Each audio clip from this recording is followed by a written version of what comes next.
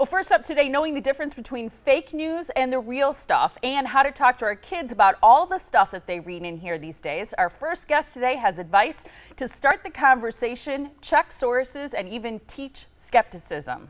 Devorah Heitner is the founder of Raising Digital Natives. Yeah, she's also the author of this book, Screenwise, Helping Kids Thrive and Survive in Their Digital World.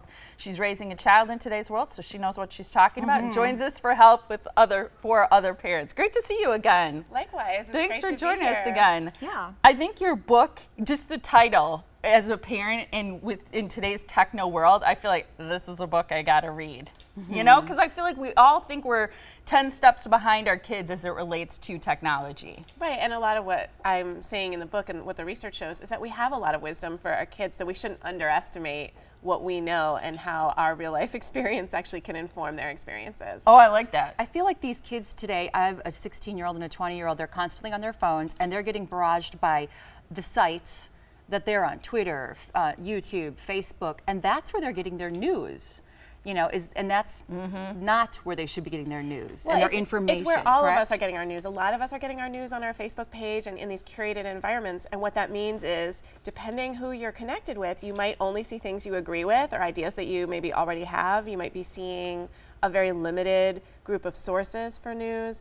And you're also going to potentially miss some things if you're only getting your news from social media. But that is where kids are seeing news. And so it's good for us to talk about, hey, if you're on Snapchat and you subscribe to Teen Vogue, you're going to get some great news writing there. But you might want to supplement it with a couple other things too. I like that. So in terms of opening a conversation, one of the things you say is be proactive. With our, I feel like the country, everybody feels like everything's sort of upside down right now. Yes. So you have to kind of know your child's age and help them sort of sort through things. And if there's a big news event, I would assume that your elementary schooler or your middle schooler may have heard about it. So we don't always want to introduce upsetting or concerning content. But if we think our kids are hearing about something, it's better that they're talking about it with us than just worrying about it on their own or, heaven forbid, you know, just Googling it on their own, because they're going to get a lot of information that's not appropriate for their age and maybe very unhelpful. Right. You mentioned the algorithms, which I thought was very interesting, because if you go on some of these sites, which I have done, and you click on a certain news story, I find similar news stories always come up to the top of the feed. It's almost like it knows what I've clicked on before, and then that's all I'm getting. It's not almost like it knows what you've clicked on It before. is. It does know. That's what you mean by know your algorithms or expose the algorithms? And so what we want to do is talk with kids about the way they love that personalization. They're like, this is so great when my social media shows me an ad for the brands I like because I follow that brand or I follow something related.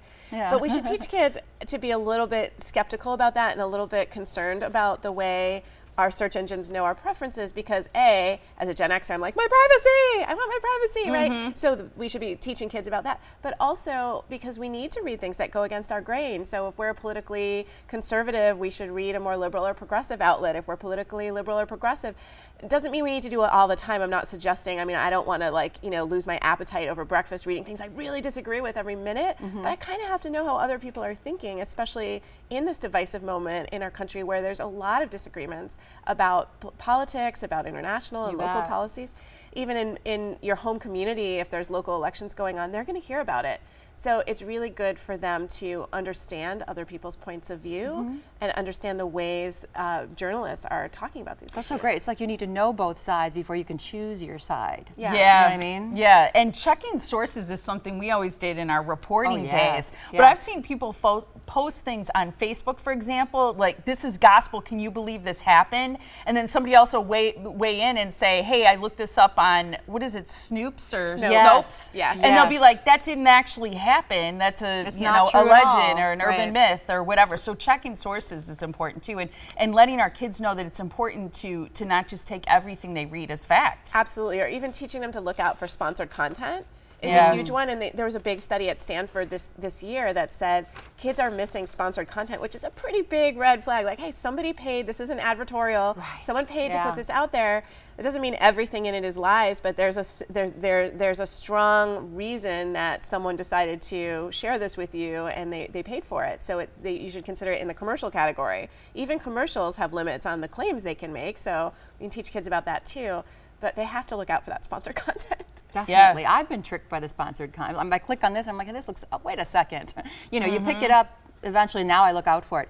But something I thought was interesting too, you maybe want to channel your kids' energies, like if they're interested, have them join the school newspaper, Absolutely. or, those kind of routes to really get involved. Exactly, because if they have the experience of reporting news, they'll recognize that there's actually a really high bar for what you can share. You can't just hear, oh, there's a rumor the principal is retiring, so I'm going to report that. No, you have to go and check that out. Right. Go to and ask her, are you retiring? Is this a story or anything, right? We have to verify. And kids who do high school or middle school journalism or even elementary school, some elementary schools have radio or chances to report even in the classroom. That's a really great standard, and it's also a great way to see people are going to respond to my work and have a feeling about it, so I better be sure that it's right and true. I like that. And having a feeling about something is a great way to inspire action too. You give the example where you talk about, writing letters to representatives, but there are ways that you can get involved in cleaning up rivers or helping people in another country get clean water or whatever. So I like that idea of taking action. And I know people can take action and see you tonight, which is great. The Helping Kids Thrive and Survive event is happening tonight. You're at University School in Milwaukee. It's raisingdigitalnatives.com, the website to find out more about Devorah's great book, as well as where she'll be tonight and following more of her great points and information about helping kids sort things out. So thank you so much. Thank you. Appreciate your time.